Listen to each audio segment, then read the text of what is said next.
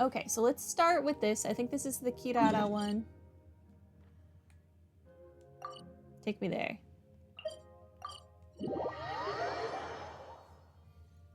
We're making good progress.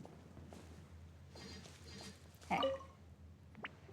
So, are you all set? Ready to start investigating? Thank you for being voiced. We are all good. Great! Then let's go! I've delivered packages all over, but I've never seen a mysterious fairy tale world like this before.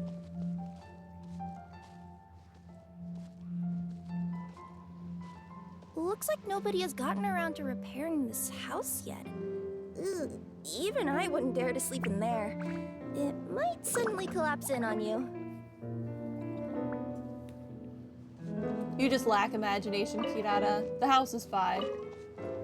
Nothing to see here either. Maybe we can find someone to ask? Aha! Over there! I bet we'll find some people there. Let's go take a look. At the pinwheel? You want to check out the area over there? Okay, I'll wait here for you. Oh, where'd you go? You meant this way. I was confused. I like these little lamps. I was sure there'd be people here. There once was a goddess who ruled over fate. Before she died, she left 3 riddles for the kingdom she had created. I'm sorry. Who are you and where are you speaking to me from? What? Who said that? Long story short, on this day, a sentient feline, an outlander, and a diminutive pixie arrived on the scene. Diminutive pixie. Paimon, which do you prefer? Diminutive pixie or emergency food supply? They saw a narrow path off to the side. Okay, but which side?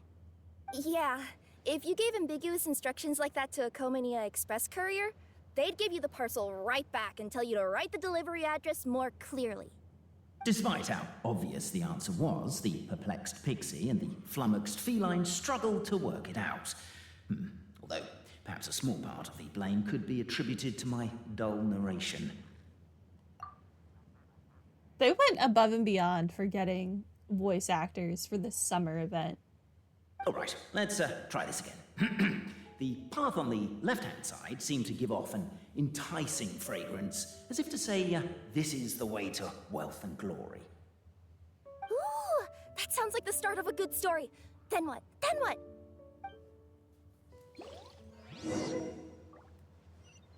Explore the path ahead. At the end of the path, the motley crew would soon spot a secret stone room. A prophecy had once foretold of a marquis who shall one day venture inside, and thus it is named the Future Marquis's Abode to Be. You like it? The Future Marquis's Abode to Be? Got a nice ring to it, doesn't it? That was a little bit boastful. But before you continue, I must warn you of the danger that lies ahead. For example, under no circumstances should you sit on the chair in the center. I'm so gonna sit on that Otherwise, chair. the consequences could be a bit embarrassing. I don't want to move forward and cut off his narration because I think he's great. Oh, I fell. Turns out walking is hard. So many summers, winters, springs, and falls, and now at last a hero hither strides. This realm knows not what lies beyond its walls. Its secrets mystify the world outside. Wait, new voices. Who are they?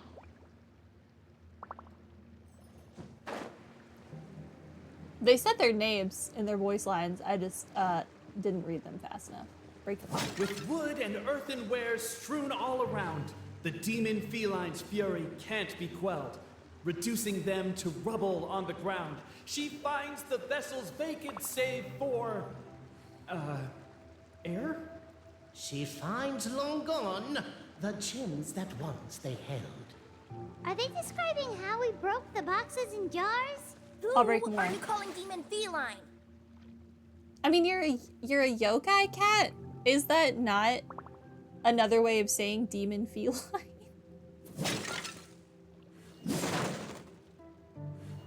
Okay, you only get to break one thing. What does this say? Oh, I have to read now. Witness pact. In the name of the elders of our 3 tribes, we hereby form this pact that from this day forth our peoples shall harm one another no more. No more shall we drip glue into each other's breakfasts, monsters, nor strike each other's heads with pickaxes. What? Nor secretly drink growth serum that does not belong to us. What is wrong with you people? We acknowledge the truth that has been determined by the great clockwork key, and we shall see the family of truth as supreme. 3 witnesses to history within the future Marquis's abode to be, quietly awaiting the Marquis of Carabas, who is foretold will pluck up the great clockwork key. Let this esteemed one guide us, revealing 1 truth and 2 fictions. Of course, if the highest house has not been selected, then we may yet contend in private within permissible limits. But no more glue. It does far too much harm, and it's utterly inhumane. But it's fine to keep hitting people on the head with a pickaxe. That's totally fine. But you cannot put glue in other people's breakfasts. We have standards. I'm sitting on this by throne. the epic poetry Oh. and enthralled by the outstanding storytelling, the Outlanders knew what their next objective was. To sit on the chair. Namely, to remove the clockwork key from the raised platform up ahead. No, Pepe, I just realized you said we all had to speak like bards, but every time you open up your mouth, I don't hear any rhymes. Yeah, I noticed that too. It's one standard for us and another for you. That's not fair, Cape. I love the narrators. I'm sitting in this chair. Sit on the chair, Arlecchino. Perhaps the Outlanders are worried that something drastic will happen the moment they remove it. Maybe that's why they're investigating the area thoroughly first. Oh, I meant to sit on that Can't fault chair. them for that. I'm wondering if we can take advantage of this downtime to discuss whether we really need to keep this up. Oh, if you guys don't want to put on a voice and speak in verse, be my guest. Just don't blame me for your own poetic incompetence. Poetic incompetence. I meant to sit on this chair. Oh, it has glue. That's so funny. That's so funny. Stop the poem. We have a situation. Something's up with this person. Traveler? Are you alright? Turns out, there's glue. You try to stand up, but the glue is holding you firmly in place. Come on, you can do it! This can't be how our story ends. What if it rips my dress? Try to stand up. You manage to partially unstick yourself. The issue isn't that you can't break free. It's more that you don't want to tear your clothes in the process. They mean a lot to you. See, exactly. You don't want to tear your dress. Can I give you a hand or a tail, even? Keep trying to stand up. You finally free yourself and stand up, clothes intact. To be fair, we could see the glue. Clearly obvious, plain as day. Who doesn't look at a chair before they, sit on it? Especially when you're wearing white. Mistakes were made. Can I sit on it again? Did something else happen? No. What if I sit in this last chair? No? Nothing? Okay. I'm gonna break this box. With wood and earthenware strewn all around, the demon feline's fury can't be quelled, reducing them to rubble on the ground. No, you don't. I wrote that line. Don't start plagiarizing me just because you can't take a bit of criticism. Look, let's not put form over content here. It's not about the rhymes. It's about making sure the Outlanders focus on the clockwork key on that platform. I'll get there when I get told you there. already. Stop calling me demon feline. What if I hit a tree?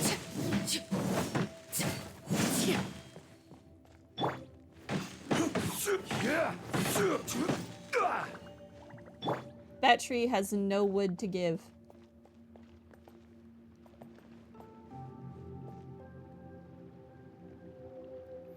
Was there something over here that I could interact with? I don't want to miss any of the... Oh, there's so many things.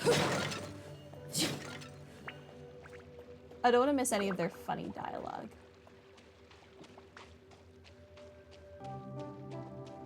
Okay, I'm not seeing anything else I could interact with, so we should just be good to get the key.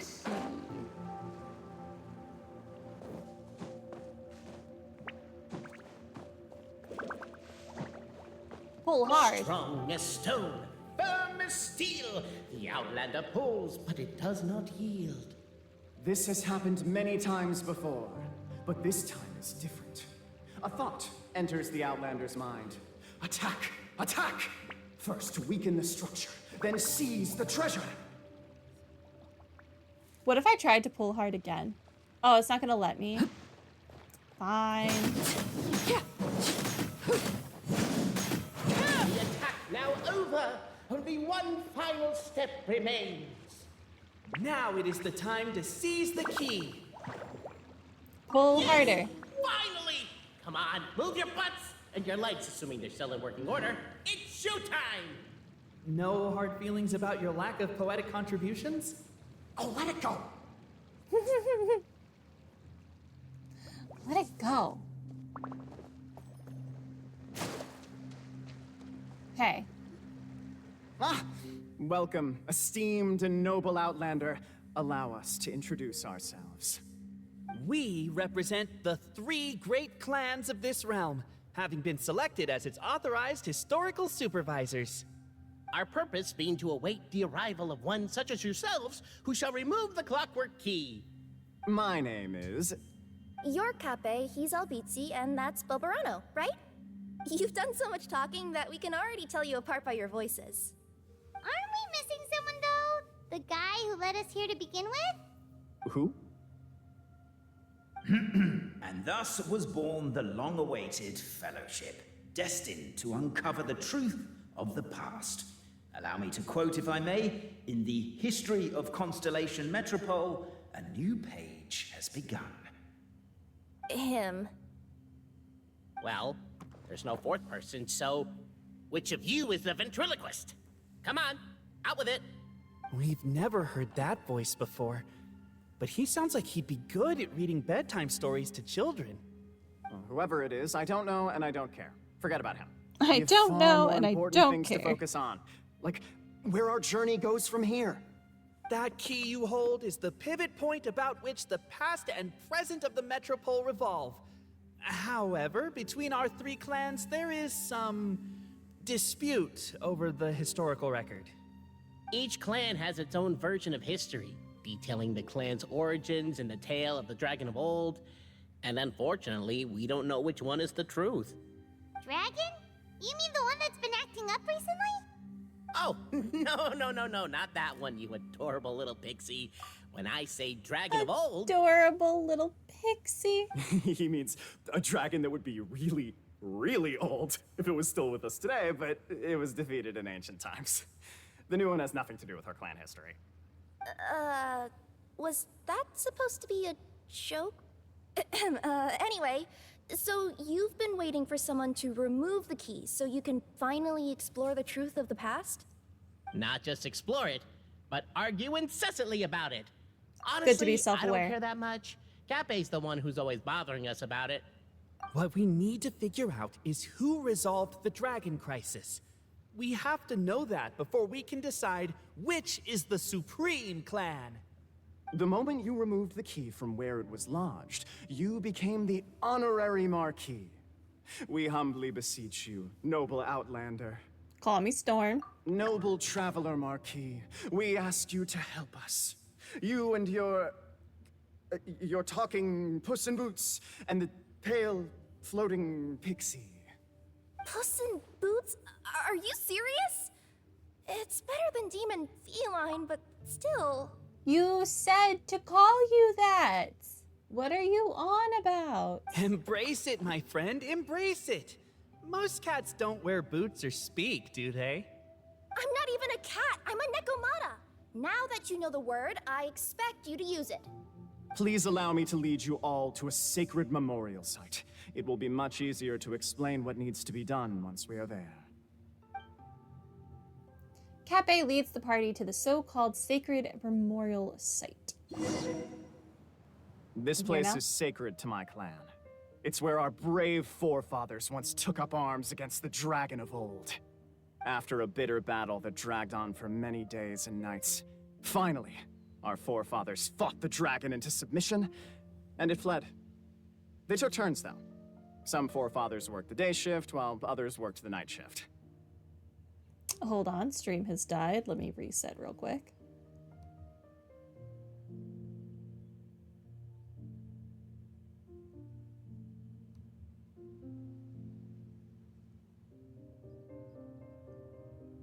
This should fix it. I don't understand why stream's dying though.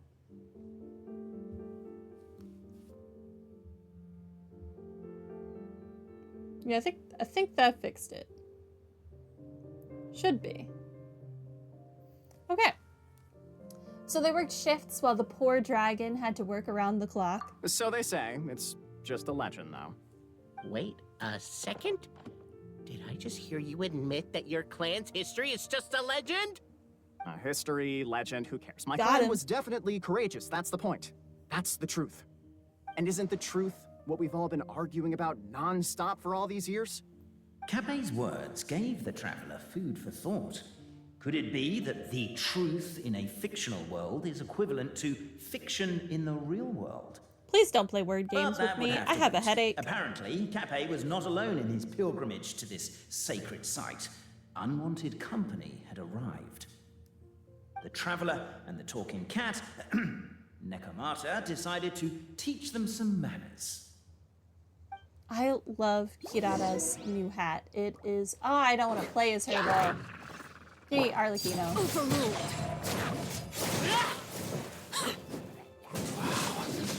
A true display of heroism and valor. It was as if the spirits of my ancestors were